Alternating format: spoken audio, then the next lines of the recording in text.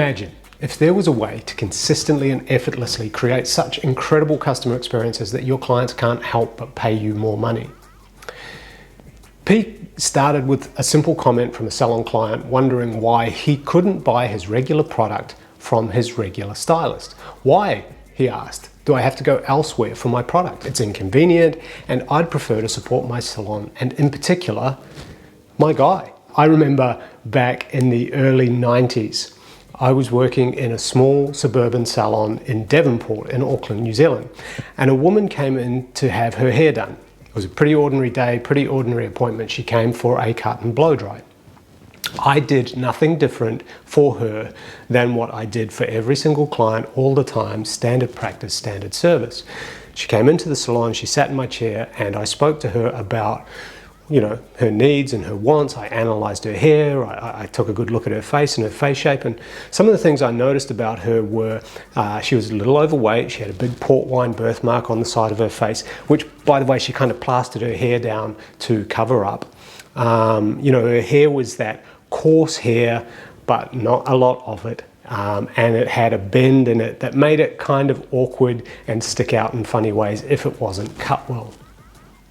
And she had kind of a low hairline with cowlicks at the back. Now, the thing that really struck me about this woman was that when she came into the salon, she had a very kind of apologetic demeanor. She had hunched shoulders and she couldn't even look at herself in the mirror or really even converse with me in much detail. So one thing that I noticed was that every time I would pull her head around to get her to look in the mirror and she would catch her eye, or she was sitting there, she would quickly avert her eyes and go back to kind of picking her nails while I cut her hair. Anyway, no big deal. I gave her a nice short sharp bob. I scissor over comb to the hairline to deal with the cowlicks and things. I created a nice graduation at the nape, cut it nice and blunt through the sides with a little bit of shaping around the face, and gave her a heavy bang because there was one thing about her that was absolutely remarkable, and she had these beautiful crystal clear bright blue almond shaped eyes. They were certainly the best feature of her face, and I wanted them to pop. So I blow dried her hair, dusted her neck, whipped the cape off, and I got the back mirror to show her the back of her head. And when she looked up, bear in mind that every time I tried to pull her head to the mirror, she'd looked away. When she looked up, and in my mind, I assumed she was checking the mirror to make sure that I hadn't ruined her hair, she caught sight of herself in the mirror with her hair blow dried, smooth and sleek, and really making her best features pop. And as she caught sight of herself, she slowly started to straighten. Her spine straightened, her shoulders came back, and a smile spread across her face. She sat for a moment, holding her own gaze in the mirror.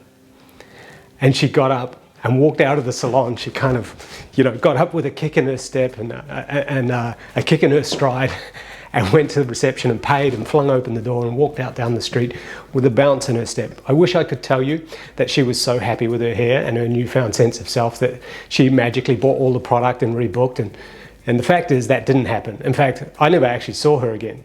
Perhaps if I was more astute and if I was more confident in the business side of things when I was younger, I could have had a client for life.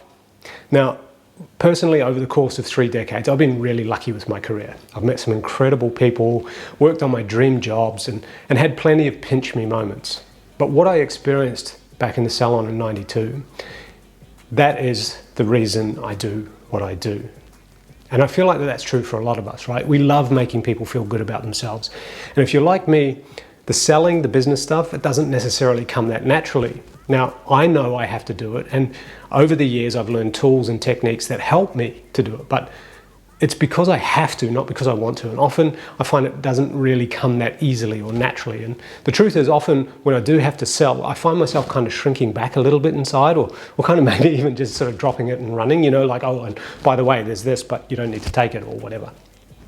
Now, the client I mentioned at the beginning of the story, the one that wondered why he couldn't get his Kevin Murphy product from his Redken salon, his name is Richard Matthewman. And together we founded Piiq with a simple question we wanted to answer. What if? What if we could create a way for salon professionals to showcase their superpowers more? What if we could create a way for them to hit their KPIs without ever having to sell, so they can make more money from retail recommendation and rebooking? And what if we could create a way for salons customers to feel more seen, heard, and understood than ever before? What if we could help you create magical customer experiences and banish bad hair days for good?